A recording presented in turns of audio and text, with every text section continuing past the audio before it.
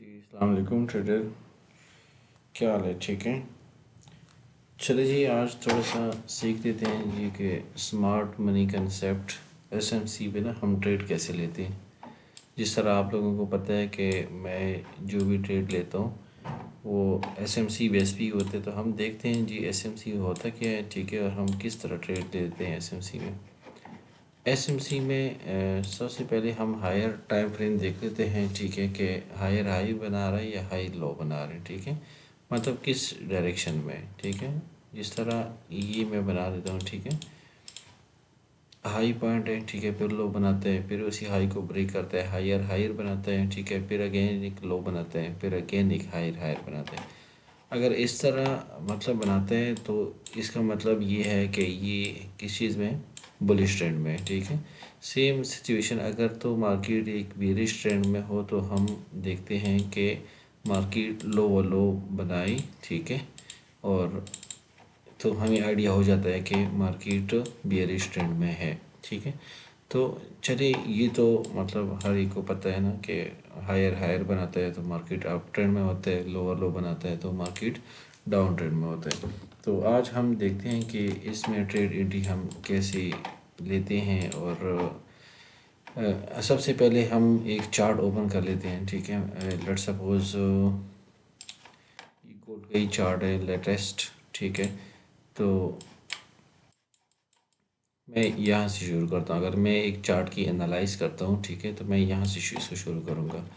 तो ये देखें, मार्केट ने यहाँ पे एक लो लगाया है, ठीक है, और ये इसका हाई है, ठीक है, ये इसका हाई है, मार्केट ने यहाँ पे इसको ब्रेक किया है, ठीक है, ये, ठीक है, लो हो गया, ठीक है, ये, ठीक है, लो बनाया है, इस अगेन इसने हाई बना दिया, इस प्रीवियस वाले पॉइंट को ब्रेक कर दिया।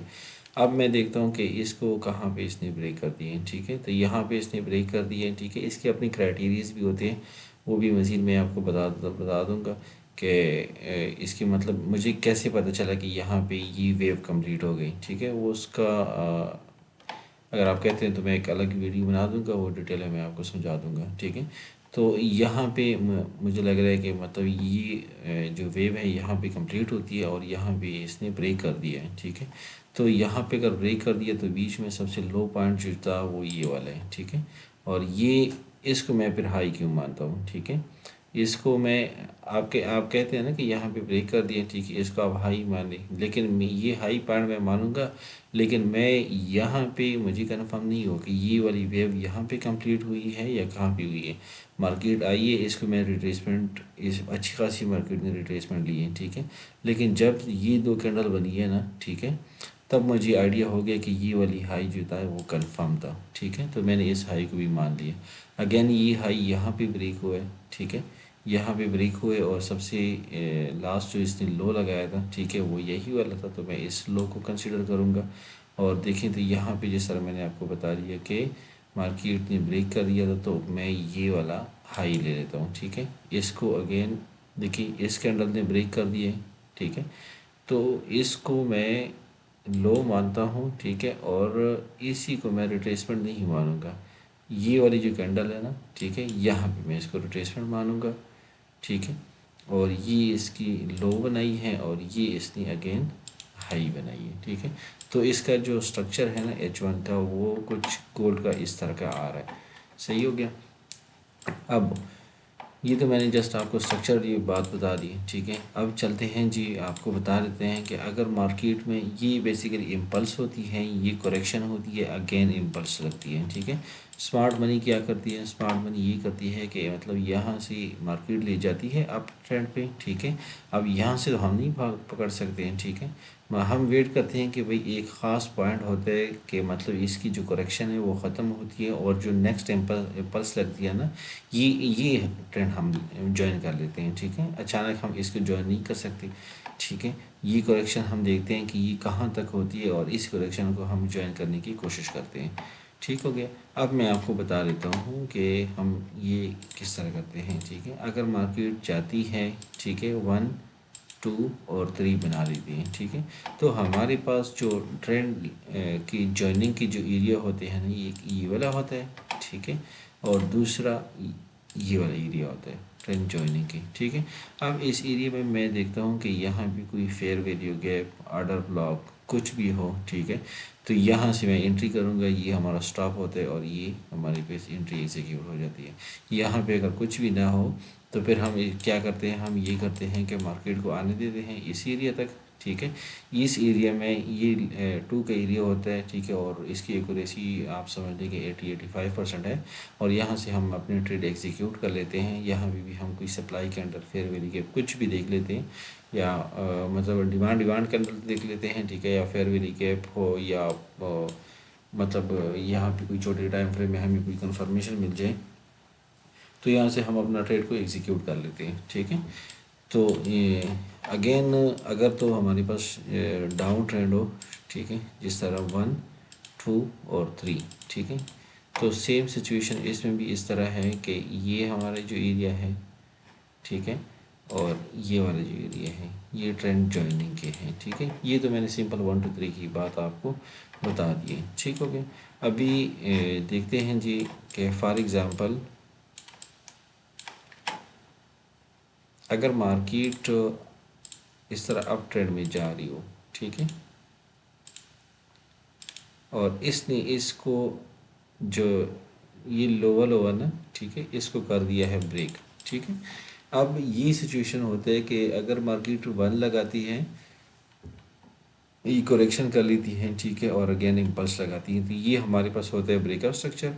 और अगेन इम्पल्स को ब्रेक करते हैं तो ये भी हमारे पास अगेन ब्रेकआउट स्ट्रक्चर होता है, क्योंकि मार्केट यहाँ पे हायर हाई लगा देती है और इस डिमांड से मार्केट ट्रेंड को कंटिन्यू नहीं कर पाती और इस एरिया को करता है ब्रेक, ठीक हो गया। तो अगर इस एरिया को ब्रेक करते हैं तो हमारे पास इस एरिया में क्या हो जाता है, चेंज ऑफ करेक्टर, ठीक है। इस एरिया में हमारे पास हम इसको क्या कहेंगे, चेंज ऑफ करेक्टर।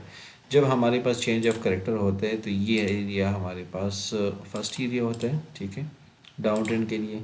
ये हमारे पास सेकंड एरिया होता है, इसको हम QML भी कहते हैं, क्वासीमोडो लेवल, ठीक है। और ये हमारे पास डबल टॉप का जो एरिया है ये भी होता है। अब अगर मार्केट इस तरह चेंज ऑफ करेक्टर कर लेती है तो पॉसिबिलिटी होती है कि मार्केट यहाँ पे आके फर्स्ट लेवल से ड्रॉप हो जाए, ठीक है, या मार्केट यहाँ से आके सेकंड लेवल से ड्रॉप हो जाए, मतलब QML से ड्रॉप हो जाए, या मार्केट आके डबल टॉप लगा दे और यहाँ से ड्रॉप हो जाए, ठीक है। ये पॉसिबिलिटी होती है चेंज ऑफ करेक्टर करने के बाद। अब चेंज ऑफ करेक्टर हमें मतलब कैसे कंफर्म होगा कि हमारा जो चेंज ऑफ करेक्टर है वो इस एरिया से होगा, इस एरिया से होगा, या इस एरिया से होगा। तो सेम कहानी है यहाँ पे भी है कि अगर हमारे पास यहाँ पे कोई सप्लाई कैंडल होते हैं तो एज ए हम उसको कंसिडर कर लेते हैं ना कि ब्रेकर ब्लॉक है, ठीक है, या QML पे यहाँ पे कुछ हो या इस एरिया में कुछ हो, तो हम कंसिडर कर लेते हैं कि इस एरिया में हमारे पास एक और डाउन ट्रेंड, डाउन जो मूवमेंट है वो एक्सपेक्ट हो सकती है, ठीक है। ये सिंपल सी स्टोरी है। इस तरह अगर मार्केट अप ट्रेंड में जा रही होती है, सॉरी, अगर मार्केट डाउन ट्रेंड में आ रही होती है, ठीक है, इस तरह, ठीक है, और इसको करते हैं ब्रेक, तो ये हमारे पास ब्रेकअप स्ट्रक्चर होता है, ये हमारे पास ब्रेकअप स्ट्रक्चर होता है, और इस हाई से मार्केट ऊपर ही क्लोजिंग दे देती है, ठीक है। याद रखें, ठीक है, कि इसकी अपनी क्राइटेरिया होती है, हर एक टाइम की अपनी अपनी क्राइटेरिया होती है कि कितनी कैंडल क्लोज होनी चाहिए, ठीक है, और क्या क्या होना चाहिए कि हम इसको चेंज ऑफ करेक्टर मानेंगे, ठीक हो गया।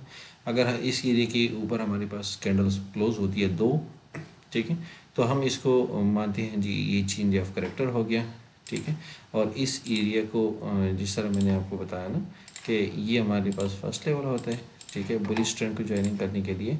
ये हमारे पास सेकंड लेवल होता है QML का। और नेक्स्ट हमारे पास जो होता है ना वो डबल बॉटम का होता है, ठीक है। ये हमारे पास ट्रेंड ज्वाइनिंग के लेवल होते हैं।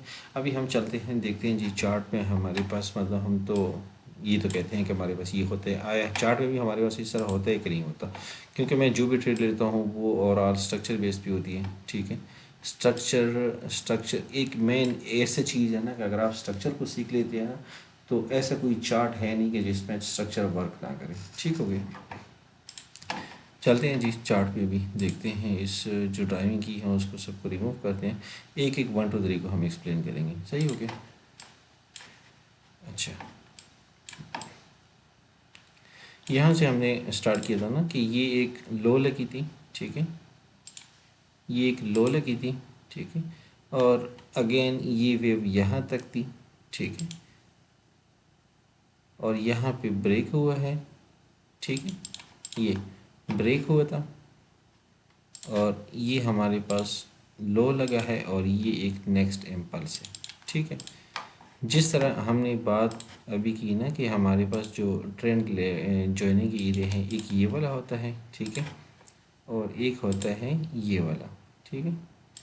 इसकी आप जो विक है ना, मतलब कैंडल क्लोजिंग, वो ले लें और नीचे वाली विक ले लें, ठीक है। और यहाँ पे भी बेशक आप इस तरह ले सकते हैं कि कैंडल की क्लोजिंग और अपर विक, ठीक है। ये हमारे पास ट्रेंड। अब आप कहेंगे कि मार्केट यहाँ तक क्यों नहीं आई, ठीक है, और यहाँ से क्यों डाइवर्ट हुई है। तो अभी अगर आप देखें, मैं आपको चार्ट थोड़ा सा जूम कर लेता हूँ, ठीक है। आप देखें तो मार्केट ये वाला जो एरिया है ना, ये वाली जो सप्लाई कैंडल है, ऑर्डर ब्लॉक है, यहाँ पे मिटिगेट हो चुका है, ठीक है। तो हमारे पास अगर हम देखें तो इस एरिया में हमारे पास फेयर वैल्यू गैप सप्लाई कुछ भी नहीं था। ये हमारे पास एक एरिया था जो H1 का ऑर्डर ब्लॉक था। मार्केट ने इस एरिया पे स्पाइक लगाए हैं, देखें स्पाइक लगा के। अच्छा, यहाँ से अगर आप बाई करेंगे ना तो आपका स्टॉप इस लो के नीचे होना चाहिए, ठीक है। यहाँ से बाई करेंगे तो फर्स्ट टारगेट आपका इसका हाई है, ठीक है, और उसके बाद यहाँ पे बेशक हाफ क्लोज करके, ठीक है, बाकी को ब्रेक इवन करके बस मार्केट जिधर जाए, ठीक है। तो आप देखें उसको फिर। अच्छा, यहाँ पे देखें तो मार्केट ने अगेन यहाँ पे ब्रेक स्ट्रक्चर किया है, ठीक हो गया। मार्केट ने ब्रेक स्ट्रक्चर किया है और यहाँ पे मार्केट दोबारा ये देखिए लो और एक न्यू इम्पल्स यहाँ पे लगी, सही हो गया, ठीक है। अब देखते हैं जी, हमने जो बात की थी ना, ठीक है, इस एरिया में तो कुछ नहीं है, ठीक है, ये है और ये है, ये दो एरियाज थी, ठीक है। अब ये देखें, ये वाली जो सप्लाई कैंडल है, सॉरी डिमांड कैंडल है, ऑर्डर ब्लॉक भी था, ठीक है। यहाँ पे फेयर वैल्यू गया तो हम इसको ऑर्डर ब्लॉक भी कंसीडर कर लेते हैं। यहाँ पे ऑलरेडी मिटिगेट हो चुका है और ये हमारे पास एक डिमांड कैंडल है, इसको हमने मार्क करना होता है और यहाँ से आपकी ट्रेड एंट्री होती है और स्टॉप इसका आप यहाँ से एंट्री करते हैं तो स्टॉप इसके ये वाली जो सब वो डिमांड कैंडल है इसके नीचे होना चाहिए, ठीक है।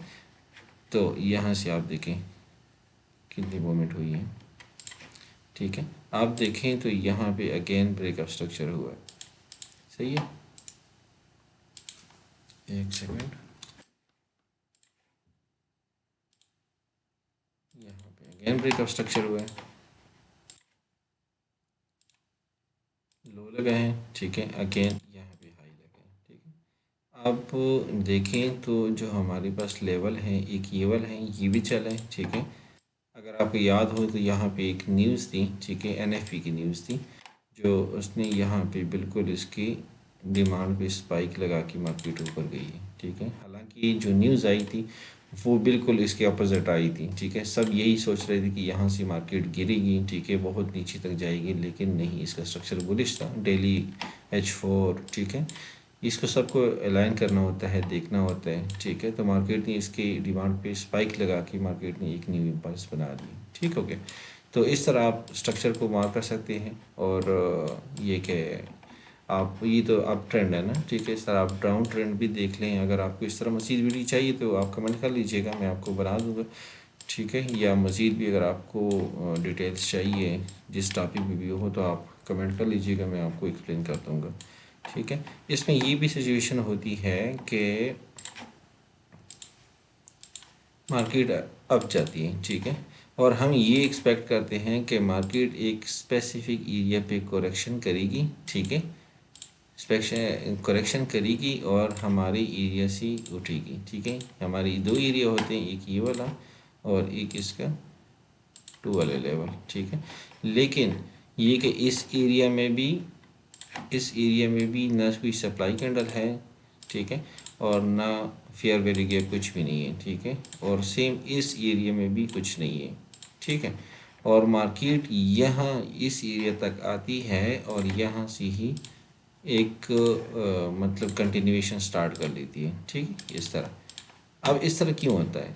इस तरह इसलिए होता है कि आप देखें तो इस एरिया में ये जो इम्पल्स लगी है, ठीक है, ये वाला एरिया, इसमें और टाइम फ्रेम में कुछ ना कुछ लाजमी पड़ा होगा, ठीक है। तो आपने इसको मार्क करना होता है। फॉर एग्ज़ाम्पल अगर मैं H1 का स्ट्रक्चर यहाँ पे मार्क करता हूँ, तो आप M30 और M15 हद तक M5 में भी देखें तो यहाँ पे इसकी ऑर्डर ब्लॉक कुछ ना कुछ पड़ा होगा। मार्केट यहाँ पे आके यहाँ से इसने मतलब अपसाइड भी मूवमेंट एक्सपेक्ट हम कर लेते हैं, ठीक है। तो इस तरीके से जितनी भी टाइम फ्रेम है ना उसको अलाइन करना होता है, और इस तरह हम स्ट्रक्चर मार्क कर लेते हैं, ठीक है। तो जो भी मतलब मैं ट्रेड आपको दे देता हूँ लाइफ में या वैसे एनालिसिस जो भी मैं कर लेता हूँ वो ओवरऑल होती है on the base of structure. तो उम्मीद है आपको वीडियो अच्छी लगी होगी। मज़ीद भी अगर आपको वीडियो चाहिए तो आप कमेंट कर लीजिएगा, मैं आपको जो उसकी वीडियो बना के अपलोड कर दूँगा। थैंक यू जी, अपना ख्याल रखिएगा। अल्लाह हाफिज़।